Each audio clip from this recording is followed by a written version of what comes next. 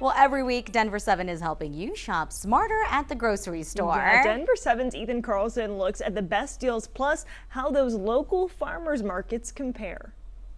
This is the Denver7 Price Checker. Every week we go into 4 grocery stores, Walmart, King Soopers, Target, and Safeway, and give you the prices of these 9 grocery store staples. So last week Safeway had their moment in the sun sitting at the number 2 spot, but this week we're back to normal with them being in last. What's a little unusual is the gap there. They're pretty significantly in last at almost $5 difference between them and Target. But the main thing that I wanted to talk about this week is actually farmers markets. They're more popular than ever, especially in Colorado.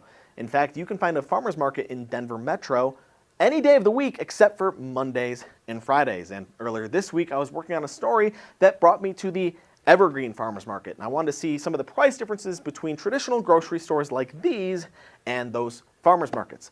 What I found is that the prices are usually a little bit more at the farmers markets, but they're pretty comparable depending on what item you get.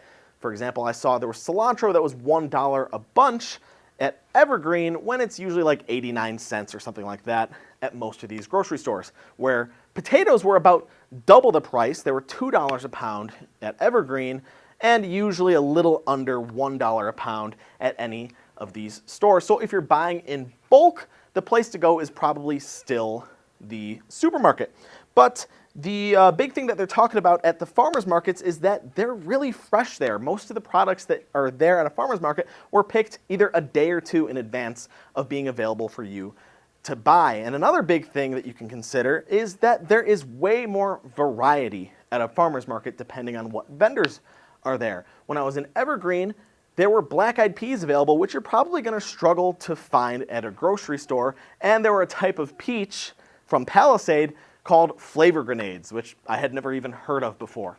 But every single week, we go into the stores aisle by aisle to find these prices for you. And every Thursday, you can find me here giving you that breakdown. For Denver7, I'm Ethan Carlson.